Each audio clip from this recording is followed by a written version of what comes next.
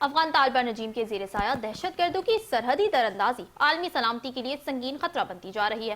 پاکستان متعدد بار دہشت گرد نیٹ ورکس کی دراندازی میں افغان سرزمین کے بے دریغ استعمال کے شواہد عالمی سطح پر فراہم کر چکا ہے۔ دنیا کے کئی ممالک افغان سرزمین سے پھیلتی دہشت گردی کے خلاف انتہائی اقدام لینے پر مجبور ہیں۔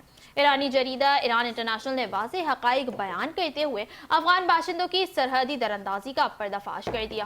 ایران انٹرنیشنل کے مطابق متعدد افغان شہری غیر قانونی طور پر سرحد عبور کرتے ہوئے ایرانی سرحد پر ہلاک ہوئے۔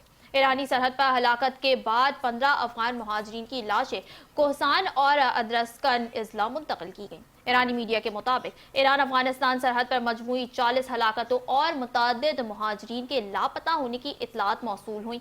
افغان باشندے اسلام قلعہ کے راستے سے غیر قانونی طور پر شہر میں داخل ہونے کی کوشش کر رہے تھے۔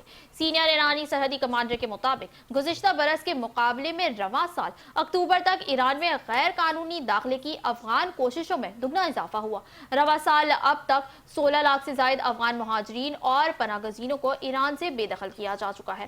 ایران انٹرنیشنل کے مطابق ایرانی حکام کے مطابق 12 روزہ تنازع کے دوران متعدد افغان شہری اسرائیل کے لیے جاسوسی میں ملوث پائے گئے۔ عالمی نشریاتی ادارے کیپسن نیوز کے مطابق افغان سرحد سے بڑھتے سیکیورٹی خطرات کے باعث ایران نے رواں سال 300 کلومیٹر طویل سرحدی باڑ کی تکمیل کا فیصلہ بھی کر لیا۔